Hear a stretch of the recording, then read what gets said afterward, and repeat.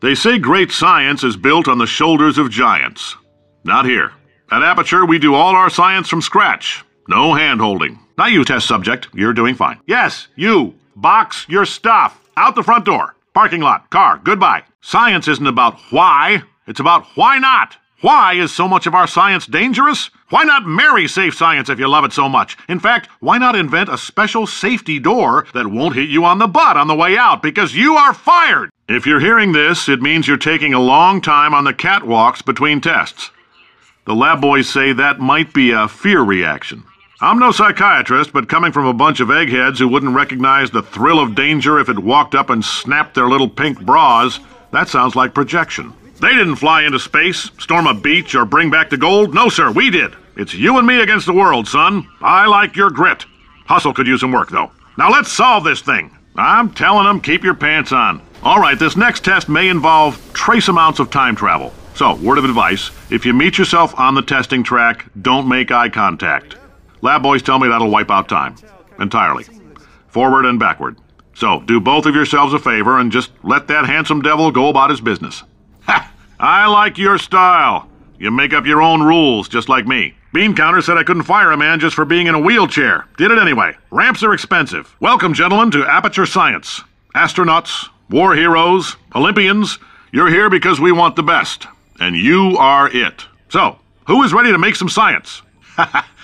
Now, you already met one another on the limo ride over, so let me introduce myself. I'm Cave Johnson. I own the place. That eager voice you heard is the lovely Carolyn, my assistant. Rest assured, she has transferred your honorarium to the charitable organization of your choice.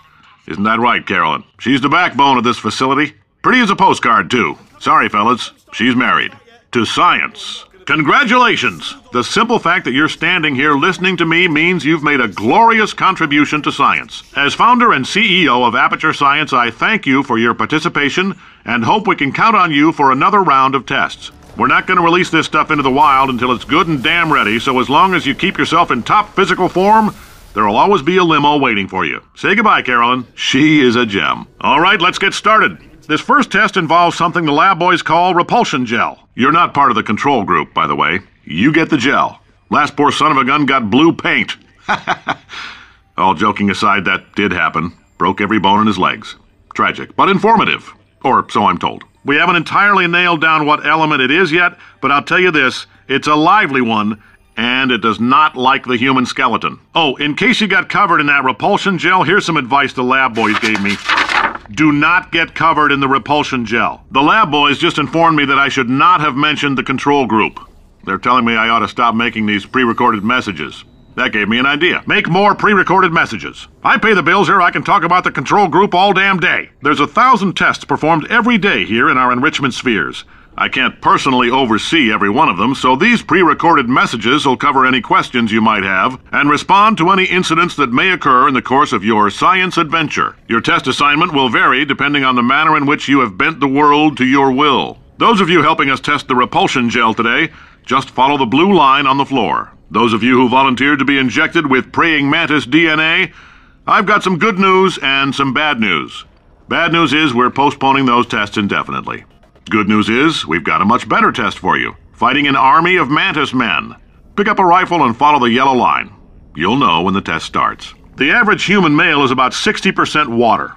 As far as we're concerned, that's a little extravagant. So if you feel a bit dehydrated in this next test, that's normal. We're going to hit you with some jet engines and see if we can't get you down to 20 or 30%. For this next test, we put nanoparticles in the gel.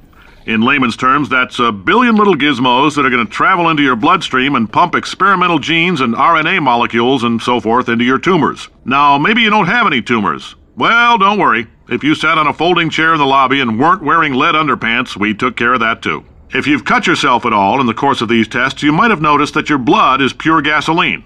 That's normal. We've been shooting you with an invisible laser that's supposed to turn blood into gasoline, so all that means is it's working. Just a heads up, that coffee we gave you earlier had fluorescent calcium in it so we can track the neuronal activity in your brain. There's a slight chance the calcium could harden and vitrify your frontal lobe. Anyway, don't stress yourself thinking about it. I'm serious. Visualizing the scenario while under stress actually triggers the reaction. All these science spheres are made of asbestos, by the way. Keeps out the rats. Let us know if you feel a shortness of breath, a persistent dry cough, or your heart stopping.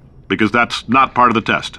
That's asbestos. Good news is the lab boys say the symptoms of asbestos poisoning show a median latency of 44.6 years. So if you're 30 or older, you're laughing. Worst case scenario, you miss out on a few rounds of canasta. Plus, you forwarded the cause of science by 3 centuries. I punch those numbers into my calculator, it makes a happy face. If you need to go to the bathroom after this next series of tests, please let a test associate know, because in all likelihood, whatever comes out of you is going to be coal. Only temporary, so do not worry. If it persists for a week, though, start worrying and come see us, because that's not supposed to happen.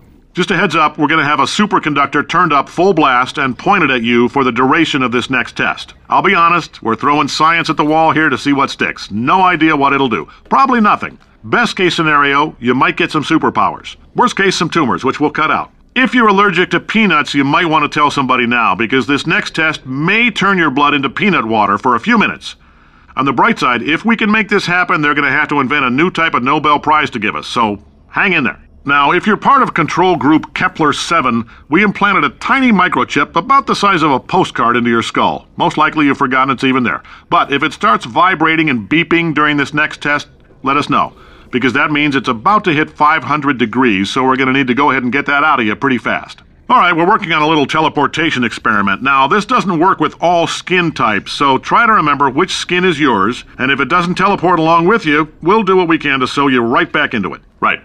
Now, you might be asking yourself, Cave, just how difficult are these tests? What was in that phone book of a contract I signed? Am I in danger? Let me answer those questions with a question. Who wants to make $60? Cash. You can also feel free to relax for up to 20 minutes in the waiting room, which is a damn sight more comfortable than the park benches most of you were sleeping on when we found you. For many of you, I realize $60 is an unprecedented windfall, so don't go spending it all on, I don't know, Carolyn, what do these people buy? Tattered hats? Beard dirt? So, welcome to Aperture. You're here because we want the best, and you're it. Nope.